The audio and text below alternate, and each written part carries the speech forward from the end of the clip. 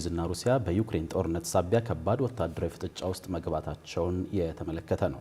በዓለም ፖለቲካ ውስጥ ውጥረት ከሚነግስባቸው ሀገራት መካከል ሩሲያና ብሪታንያ ተጠቃሽ ናቸው። አሁን እንግሊዝ ለዩክሬን በምትሰጠው ወታደራዊ ድጋፍ ሳቢያ ሞስኮና ለንደን ከአንዳች የፊት ለፊት ወታደራዊ ፍጥጫ ላይ የደረሱ መስለዋል። የዚህን ዜና ትንታኔ ግርማ የከበደን ያዘጋጀው ብሩክ አስቀናው እንደሚከተለው ወደ እናንተ ያደርሳል። እንደሰማችሁት የዩክሬን ጦርነት ቀጥተኛ ተፋላሚዎቹ ኪየቭና ሞስኮን በቀጥታ ከማጋጨት አልፎ ወደ እንግሊዝ መስፋፋቱ ስጋት ፈጥሯል። ይህ የሆነው ደግሞ ሰሞኑን እንግሊዝ ዩክሬን የራሷን ረጅም ርቀት ተወንጫፊ ሚሳኤል በገዛ መሬቷ እንድታመርት በሚል የሚሳኤሉን ድብቅ ንድፍ ለዩክሬን አሳልፋ ለመስጠት ፊርማዋን ማኖሯን ተከትሎ ነው። ይህን ተከትለው የክሬምሊን ሹማምንት ከፊታቸው የዜና ሰዎችን አስቀምጠው እንግሊዝ ይህን የሚሳኤል ንድፍ ለዩክሬን አሳልፋ ሰጥታ ሩሲያ ብትጠቃ ራሷ እንግሊዝ የእጇን ታገኛለች ብለው ካስጠነቀቁ ከረምረም ብለዋል። አሁን ራሳቸው የእንግሊዝ ጠቅላይ ሚኒስትር አንዲ በርንሃም ኪየቭ ድረስ ዘልቀውና የዩክሬን ወዳጅ በጎ ፈቃደኞች የተባሉ መንግስታት ተወካዮች ከሰበሰቡ በኋላ የሚሳኤል እቅዱን ለዩክሬን ለመስጠት ፊርማቸውን አውለዋል። በዚህ ጊዜም እንዲህ ተናግረዋል።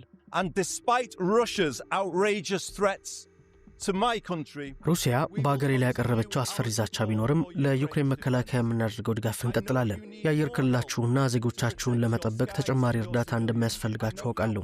የክረምት ጊዜ ከባድ በነበረበትና ሌሊቶቹ በሚረዝሙበት በዚህ ወቅት ዝግጁ መሆን እንደሚያስፈልግ አውቃለሁ። ለዚህም ነው ዛሬ ከፕሬዝዳንት ማክሮንና ከቻንስለር ሜርዝ ጋር በመሆን የፈቃደኞች ህብረት መሪነትን የምረከበው።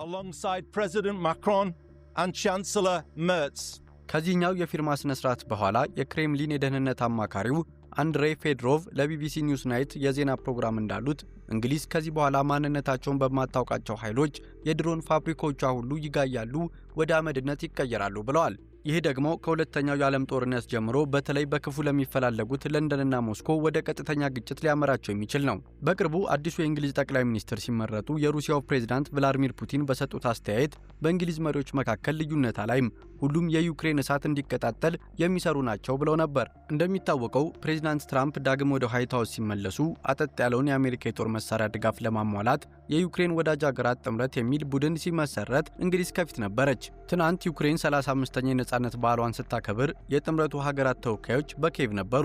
የጋራ ስብሰባ ሲያካሂዱም ሊቀመንበሩ የእንግሊዝ ጠቅላይ ሚኒስትር አንዲ በርንሃም ነበሩ።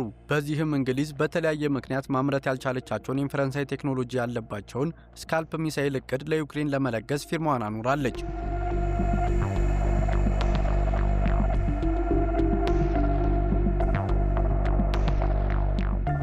ይህም ብቻ አይደለም። ለዚሁ ወታደራዊ ድጋፍ መጠናከር ወደ አሜሪካ አምርተው ትራምፕን ለማሳመን ከዋይት ሃውሱ ሰው ጋር ይመክራሉ ነው የተባለው። እናም እንግሊዝ ሩሲያ ላይ ቆርጣ ተነስታለች ማለት ይቻላል። በተቃራኒው ደግሞ ሩሲያ አለች። ቀድመን የጠቀስናቸውን የክሬምሊኑ አማካሪ አንድሬ ፌድሮቭ ሲናገሩ ፕሬዝዳንት ፑቲን ጫና ላይ ናቸው። ጫና ውስጥ የገቡትም እንግሊዝ ላይ አንዳች እርምጃ ለምን አይወሰድም በሚል በሚቀርብላቸው ጥያቄ ነው። ቢቢሲ ይሄ ጫና ከማን ነው የሚመጣው ብሎ ሲጠይቃቸውም ፌድሮቭ ከህዝቡ ከጋዜጠኞችና ከመገናኛ ብዙሃን ሲሉ መልስ ሰጥተዋል። ብሪታንያ ካልታወቀ ምንጭና ከፊል ወታደራዊ እርምጃ ይወሰድባታል ብለው ነበር። ይሄ ምን ማለት ነው ተብለው ነበር የክሬምሊኑ አማካሪ። እሳቸው ሲመልሱም ይህ ጥቃት በአንዳች ተቋም ወይም ለዩክሬን ድሮን በሚያመርቱ ፋብሪካዎች ሁሉ ሊፈጸም ይችላል ብለዋል። እንግዲህ የሩሲያው አማካሪ ምላሽ ብሪታንያ የምትሰጠውን ምላሽ ተስተካካይ ሆኖ የቀረበ የመልስ ምት መሆኑን መረዳት ይቻላል። የእንግሊዝ ጠቅላይ ሚኒስትሮችን ወደ ኋላ ብንቆጥር ኪር ስታርመር፣ ሪቺ ሱናክም፣ ወይዘሮ ሊዝ ትሩስም፣ ቦሪስ ጆንሰንም፣ ቴሬሳ ሜይም ሆኑ ዴቪድ ካሜሮን እኛ በዩክሬን ጦርነት የለንበትም፣ ነገር ግን ለዩክሬን ድጋፍ እንሰጣለን ነው የሚሉት። አሁን በርንሃም የሚሰጡት የሚሳኤል ማምረቻ እቅድም ቢሆን ሚሳኤሉ እዛው በዩክሬን የሚመረት ነውና እኛ ገለልተኛ ነን ባይ ናቸው። እንግዲህ ሩሲያም ካልታወቀ አቅጣጫና ከፊል ወታደራዊ ጥቃት ብሪታንያን ያደባያታል የምትለውን ሩሲያ በጥቃቱ እጇ የለበትም የሚል የሾርኔ ንግግር መሆኑ ነው። እኛ ግን እናውቃለን የብሪታንያና የሩሲያ መንግስታት ግንኙነት መቀዛቀዝ ብቻ ሳይሆን ሁለቱ ሀገራት ድንበሮችን አቋርጠውም ቢሆን ከአንዳች ግጭት ሊገቡ የመቻላቸውን እውነት